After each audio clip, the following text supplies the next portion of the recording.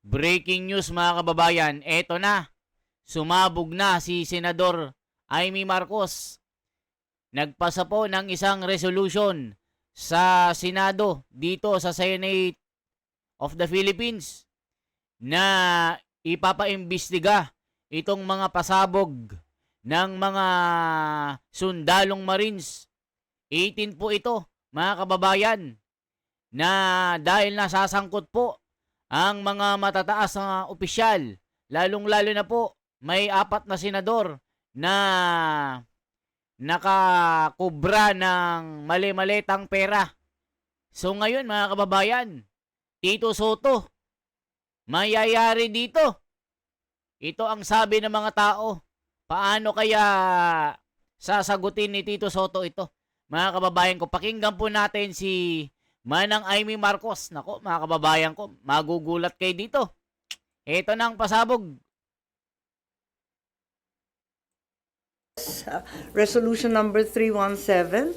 I have no notion if you in fact have seen or heard about it. It's a resolution directing the appropriate Senate committee to conduct an inquiry at the earliest possible opportunity into the alleged money delivery scheme involving 18 former military personnel employed by Congressman Saldico and the reported cooperation of certain government officials with the International Criminal Court. And we were all dismayed by the revelations yesterday, and as a result, I am hopeful that this will be the beginning of a very serious and comprehensive investigation which will result in charges and punishment if there are guilty parties. Ayan mga kababayan ko. Nako po. Kasi si Tito Soto, ang sabi po sa salaysay ng mga Marines mga kababayan, doon sa kanyang opisina sa Baclaran ay 5 maletang malalaki na punong-puno ng bilyones sa pera. Ito ang naging salaysay ng mga Marines na ito. At nag-viral din po sa social media itong chopper na ito. Nasakay ang magtropa, magkaibigan na si Tito Soto at Ping Lacson. At meron pa silang kasama mga kababayan na ayon sa salaysay ay nagsisimula sa letter E ang pangalan at letter O yung last ng apelyido. At yung simula ng pangalan, letter L at letter L din ang apelyido. 'Di ba mga kababayan? Alam ko 3 ba o 4? Tito Soto, letter E, letter L. 3 di ko lang alam kung sino yung isa mga kababayan. Nako po, ano kaya ang gagawin ni Pampilo Lacson dito? Itutuloy ba niyang ang investigation? Kasi nung si Gutesa hinarang mga kababayan na tila nakukulangan sa witness si Marcoleta. So ngayon, 18 na ito. Ano kaya yung sasabihin ni Ping Lacson? Partak-partakamon, kunada, halaka. Ito na po. At nananawagan rin ako sa ating magigiting na kasapi ng Philippine Marines na kung may paratang, ilatag ninyo ng malinaw. Kung may ebidensya, ilabas ninyo ng buong tapang. Kumbaga sa maleta, mananatiling sikreto ang laman niyan kung hindi ilalatag sa lamesa at bubuksan. Dito natin buksan sa Senado at suriin ang maleta ng katotohanan. Hindi maaring trial by publicity ang mangyari. Hindi maaring ang institusyon ng Senado at pati na rin ang Kongreso at ang dangal ng bawat halal ng bayan, Senado man o Kongresista, ay mayurakan ng walang kalaban-laban. Batid ko na nagpahayag kayo na nais ninyong tayuan ang mga pahayag ninyo under oath. Yan din ang aking inaasahan at susubaybayan. Tama ang hakbang na yan upang maging opisyal ang lahat. Pinoprotektahan ko ang Senado hindi dahil sa mga personalidad, hindi dahil kaibigan ko sila, kundi dahil ito ang tinig at tanggulan ng ating bansa. Kaya kung ang mismong tanggulan ang inaakusahan, marapat din na dito magharap-harapan na. Sa ilalim ng panunumpa, sa ilalim ng batas, sa harap ng taong bayan. Huwag tayong masiyahan sa likod lamang ng isang press conference. Ayan mga kababayan ko, totoo yan. Kailangan ikasa ang opisyal ng investigation na ito. Natila kasi ang nangyari mga kababayan nang sumabog ang balitang ito ng mga Marines ay inuna pa si Kulaong, yung nagpapakilalang Francis Leo Marcos na kinasuhan ng unjust fixation ba yun? Mga kababayan, si Leo Marcos, yung nagpapakilalang anak ni Marcos habang tumitibog, kinasuhan po ng hinuli at diniliberan ng warrant of arrest. Ito yung kanilang pinagsabay sa ICC. So ngayon, yung media mga kababayan, wala kang makitang mga balita nila kundi si Kulaong. Mas ginusto nilang gawing headline ito kaysa sa ginawang pasabog ng mga Marines. Anong ibig sabihin yan? So sabi po ng mga nagmamasid po ay bakit ang media tila may pinagtatakpan? Ano pa bang maihita natin dito? Mga bayaran din ang mga ito. Sabi ng mga nagsasalita sa mga komento. Si Kulaong ang ginawang gatasan. Ginawang front nila sa kanilang mga balita. Pero itong flood control na ito na pasabog na malay-maletang mga diniliber sa opisina ng mga senador at kongresista, si Pastor Abante, tinanggi na Si Franz Castro de Lima. Naku, kailangan maimbestigahan ito. Ano na lakson? Sabi ng mga tao. Partak-partaka mon. Ang kangag sadot-sadot. Hala ka. Grabe.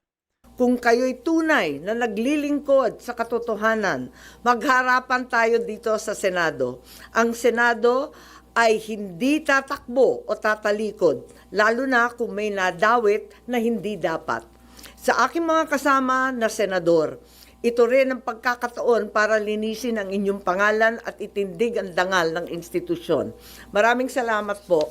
Andito naman po yung affidavit. Siguro nakita naman ninyo yung joint affidavit na mahaba na ginawa ng ating mga Marines kahapon.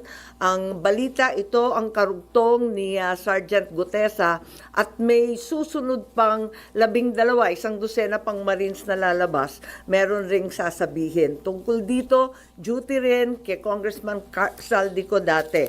Meron rin umiikot na iba't ibang mga link matrix. Siguro nakita na rin ninyo. At ang talagang binibigyan ng pansin nito at dinidiin ay yung mga mastermind. Sapagkat alam naman natin lahat na hanggang ngayon, ang tinutumbok pa lamang ay yung mga small fry ika nga, yung mga dilis, yung mga maliliit at maliliit na kasangkot. Ayan mga kababayan. Nakita nyo naman, ni isang congressman walang nakulong. Ni isang balyena, walang nakulong. Ni isang butanding na malalaking mga big fish dito, wala pong nakulong. Yan ang pinangako nila BBM noon. 3 beses na ngako hanggang ngayon. February 25 na. Sabi February 15. Ay sabi December 15. Christmas, bagong taon, may makukulong na big fish. Anong ginawa? Sapsap. Mga sila Diskaya. Parang Napoles. Si Napoles lang yung nakulong. So ngayon mga kababayan, itinitindig ni Senadora Manang Aimee ang pag-iimbestiga dito. Kasi nga itong Blue Ribbon Committee, mula nung napalitan si Marcoleta at si Chis Escudero, ay naging bulagaan na. Ang sinasabi po ng mga tao dito, bakit tila pagka big fish na ang pinag-uusapan, natutumbok na, malapit ng matumbok, merong pumuputol ng lubid. Si Gutesa, ang daming ebidensyang pinakita. Siya pang nakasuhan. Tignan nyo, nangyari kay Gutesa, nawala. So sabi ni Manang Jaime, investigahan na yan. Kayo mga Marines, wag lang humangga. Wag lang humayo sa isang preskon na pasabog. Ang laman ng maleta, buksan nyo nang makita ang totoo.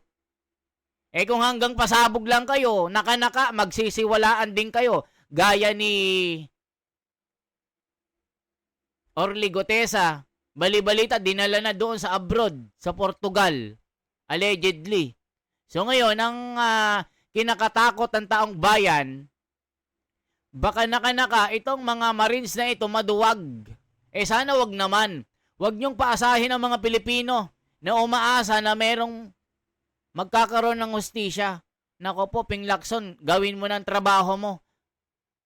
Habang may panahon ka pang magbago, sabi ni Pedring ng Santo Tomas. Malaki man ang halaga, hindi sila yung mga tunay na mastermind. Tumbukin na ang mga mastermind at katulong natin ang ating magigiting na mga Marines. Yun lang po. Maraming salamat. Po? Pwede may attach, i-addendum natin. May mali-mali sabi, ang haba-haba rin kasi ng affidavit Pati yung spelling ni Attorney Baligod, mali This one. Yung sa atin signed ba? Yung affidavit? Parang signed naman yata. Ma'am, how can we be assured na magiging objective kapag dito sa Senado inimbestigahan?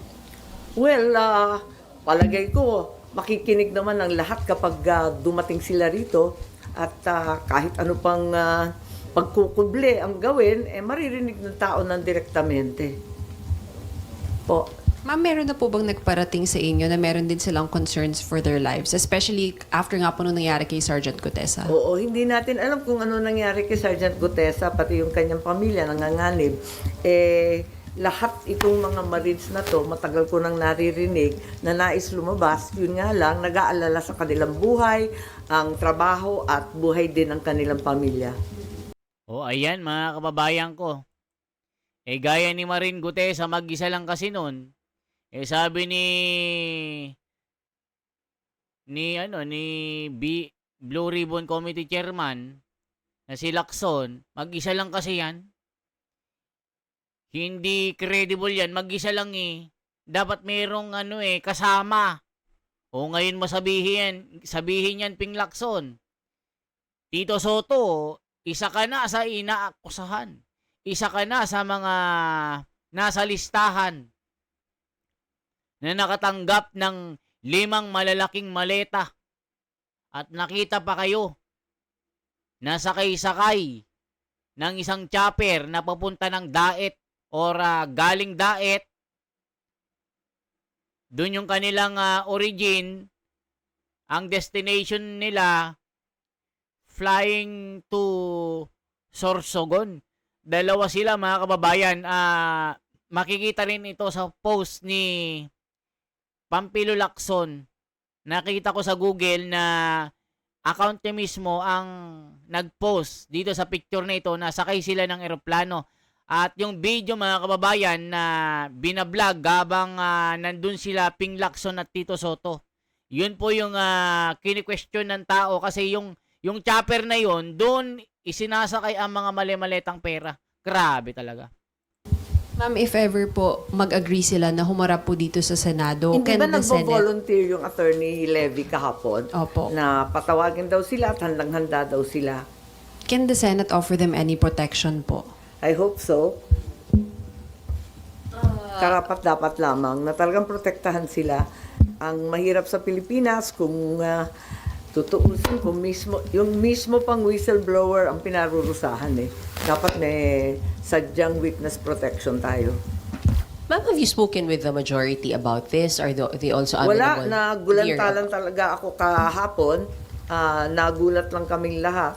At nakikinig ako actually dun sa ICC, di ba, ikalawang araw ng pagbunyag ng confirmation of charges. Kaso, lumitaw ito, no? Pinapatay nga yung storya kaya inaasahan ko na sa pamamagitan ng resolusyon marinig natin ang katotohanan. Pero yun nga, nakikinig ako dun sa ICC. Biglang eto nga ang naging balita. Nagulat ako at may $2 million pa raw para sa ICC, sa gastos ng ICC. Nakakagulat naman yun. Kung binayaran yung mga investigator, pwede ba naman nating sabihin na bias yan o binili yung ebidensya, contaminated ba yan? Ano ba ang status niya? Ano ba ibig sabihin yan? Tapos maya't maya, inaabutan pa ng paper bag. O, kita nyo mga kababayan, itong si Trillanes, isa rin sa mga nasa listahan na di umano ay may $2 milyong na pinamigay sa ICC investigator. At ito pang nag-assist sa mga nag-interview sa mga EJK victims umano, di umano. Ang sabi naman ni Trillanes, nagbanta siya, kakasuhan ko ang 18 na Marines na yan. Ipapakulong ko sa ICC. 5 taon yan, mabubulok sa ICC. Kanino kayo naniniwala? Sa 18 o sa isa? Mga kababayan, kung pag-uusapan ay kredibilidad, si Trillanes ba may kredibilidad mag-isa lang? Tapos itong 18 na Marines, sinong kapanipaniwala? Isa o 18?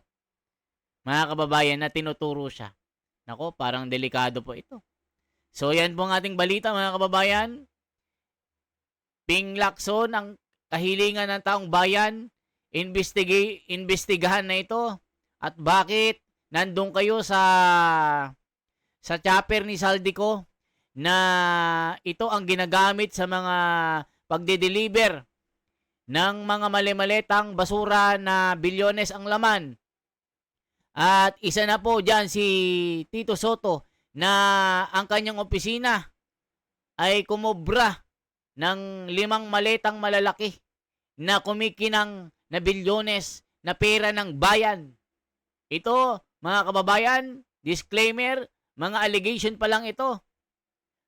Yung mga pangalan na sinalaysay at nilagay sa affidavit ng mga 18 mga sundalong Marines habang wala pang masusing investigation at wala pang mga matitibay na ebidensya, ito ay magiging hearsay pa lang mga kababayan at wala pang napapatunayan na sila ay totoong nagkasala. Okay? Yan lamang po ang ating bahagi pero kailangan maimbestigahan ito sa opisyal at patas na pagbibigay sa ngalan ng batas. Makita ng taong bayan ang seryosong trabaho ng nasa gobyerno. Nasasangkot ang mga senador, nasasangkot ang mga kongresista na sana ay sila ang nakakatulong sa atin, sa taong bayan para itaas ang uri ng ating pamumuhay, lalong-lalo na yung mga tao na kababayan natin na nasa laylayan ng kahirapan. Pero ang masakit po, ang super sakit, itong mga opisyal na ito, kung sakaling totoo,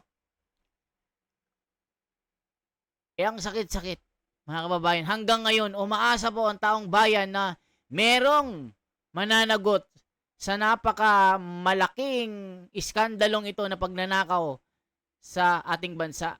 For transparency, for a better democracy, mabuhay po